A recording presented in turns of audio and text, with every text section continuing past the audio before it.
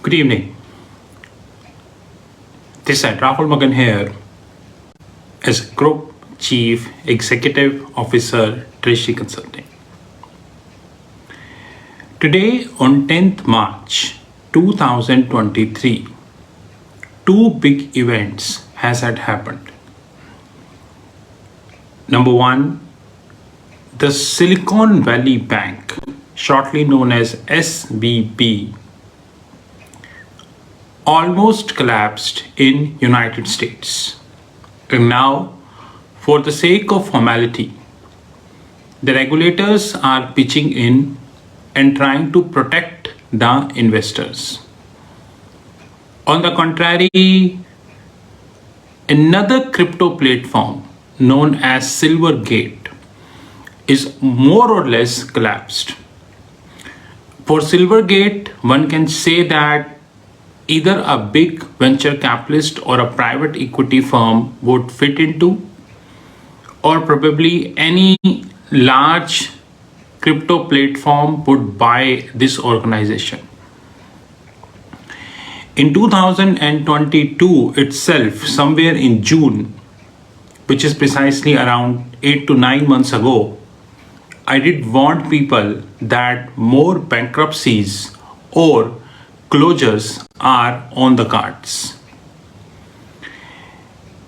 In India, a company owned by Tata Group known as Tata Technologies applied for IPO in India. IPO means initial public offer. And few people wrote to me and said, "What is your opinion about the Tata Technologies?" Now, when I did my research on the Tata Technologies, the first thing that really strikes me, rather I fail to learn whether it is an IPO, initial public offer, or it is OFS, offer for sale. There is a hell lot of difference which we are holding between an IPO and OFS. OFS means offer for sale. And I will leave this discussion to the people who are watching this video to check yourself whether you are investing in an IPO or you are investing in an OFS. Number one, this isn't the first time when I fail to understand that how come the OFS is being priced as an IPO. We need to understand that even in the last around couple of years, we have seen many instances when more or less it was OFS, but unfortunately it was priced as if it is an IPO. I'm not going to be investing anything in the Tata Technologies. It's not because the distinction between OFS and IPO is very slim in this case.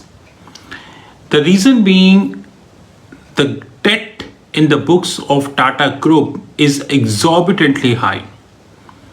Like if I speak about Tata Motors itself, then Tata Motors is holding not less than 1,44,000 crores of debt. The annual report of majority of the listed Tata companies are in public domain. This information is publicly available and you can check yourself.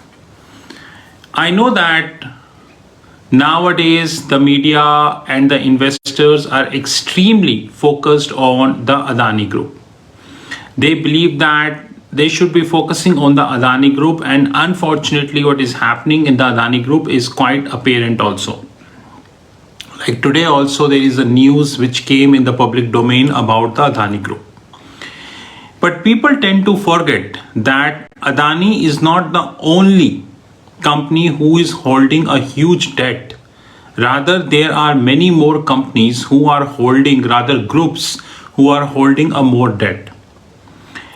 My decision is final and firm that I am keeping myself away from Tata Technologies IPO for multiple reasons. Number one, I am keeping my exposure in the Tata Group very, very limited, considering the fact that Tata is a debt-ridden group. And every year, a huge amount of finance cost is being paid by different companies of the Tata Group. I know when you speak about the debt of the Tata, then people straight away put TCS into the picture. Guys, please note that eventuality never wait for anything. Today is 10th March 2023. Till 28th February 2023, which means around a week ago, no one was having any news about SVB, Silicon Valley Bank and Silvergate. But all of a sudden, in a day, two big institutions, more or less in crypto, collapsed, right? Another important thing is that when you are investing in a company, and if that investment turns out to be OFS, then it is definitely a concern for me. Because OFS valuation is done using different parameters. On the contrary, IPO valuation is done on a different parameters. But unfortunately, in the country like India, both parameters are same. We witnessed that in case of Paytm, Zomato, Policy Bazaar, Nykaa, Delivery, and many other loss-making startups who got listed in India. Majority of them were OFS, not IPO, in which the existing investors offloaded their stake and the fresh investors entered without even understanding that why existing investors are offloading their stakes. And now they are paying the price of this intelligence. They invested Paytm at 2150, and as we speak, Paytm is around 600. Rest all companies you are aware it about. Federal Reserve made it very clear that they would continue to hike the rate. Probably 25 bips per meeting, you can say. Even if it is going to be 25 bips per meeting, even in this eventuality, United States is not far from depression. Rather, it is in depression. The unemployment rate of United States is roughly 4% as we speak. Another important thing is the debt of the United States. In all eventualities, considering the financial markets, considering what is happening with the debt-ridden companies, considering the turmoil in the market and many more factors, I decided one thing, which is very clearly to be very careful and alert, because going forward would be very, very difficult. To me, it hardly makes any sense how many views, like, dislike, comments I am getting on this video. Because I believe in the preachings of Lord Shiva. And Lord Shiva clearly said that big powers come with big responsibility.